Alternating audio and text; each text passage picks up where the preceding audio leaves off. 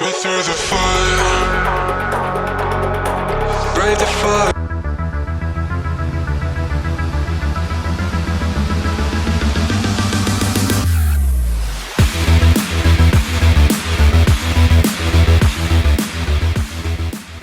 අදත් ඔයාලා එකතු වෙලා ඉන්නේ Snipe Scriptcraft YouTube channel එකේ තවත් අලුත්ම වීඩියෝ එකක් එක්ක.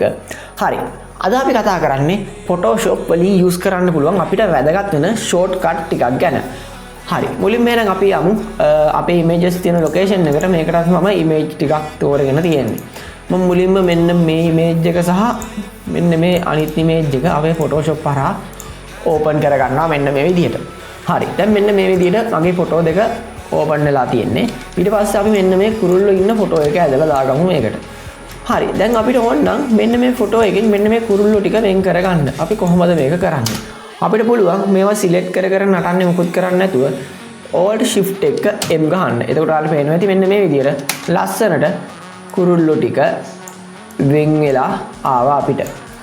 හරි. Shift Control M ඊළඟට අපි යනවා මෙන්න මේ ෆොටෝ එකට. අපිට ඕන නම් මෙන්න මේක රොටේට් කරගන්න R එක ප්‍රෙස් කරගත්තාම මෙන්න මේ විදිහට අපේ කර්සර් එක වෙනස් වෙනවා වලට පේනවා ඇති.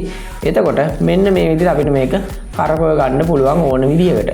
Control R එකෙන් අපිට පුළුවන් මෙන්න මේ විදිහට අපේ Photoshop එකට මෙන්න මේ විදිහට රූල් එකක් ඇඩ් කරගන්න. ආයි Control R එකෙන් මේක ඉවත් කරගන්නත් පුළුවන්. Control T මේක අර අපිට පුළුවන් මෙන්න මේ විදිහට මේ අපේ images adjust කරගන්න, ඒ වගේම rotate කරගන්න පුළුවන්.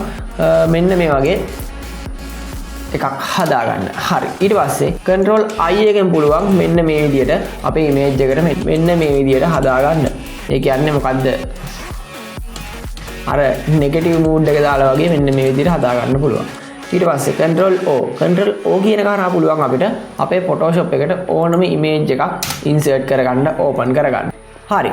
ඊට පස්සේ Control P එක හරහා අපිට පුළුවන් අපේ Photoshop එකේ තියෙන මොකක් හරි අපි හදාගත්ත image එකක් මෙන්න මේ විදිහට print කරගන්න. ඒකට ඒව නම් අර common shortcuts. Control A කියන එක හරහා select all කරගන්න පුළුවන්. ඊට පස්සේ Control D කියන එක හරහා deselect කරගන්න පුළුවන්. Control S කියන්නේ save page එක. ඊට පස්සේ Control J එක හරහා අපිට පුළුවන් අපේ තියෙන ඕනම දෙයක copy එකක් දාගන්න. ඒ කියන්නේ දැන් මෙතන layer 0 කියන එකේ මම Control J press කරොත් මෙන්න මේ විදිහට copy එකක් ගන්නවා. ඒ වගේම group කියන එකට ගිහිල්ලා Control J ගැහුවොත් මෙන්න මේ group එකේ copy එකක් ගන්නවා. ඕනම දෙයක කොපියක් දාගන්න. ඒ කියන්නේ ඒ වගේම ඩුප්ලිකේට් එකක් හදාගන්න අපිට පුළුවන් Control J use කරන්න.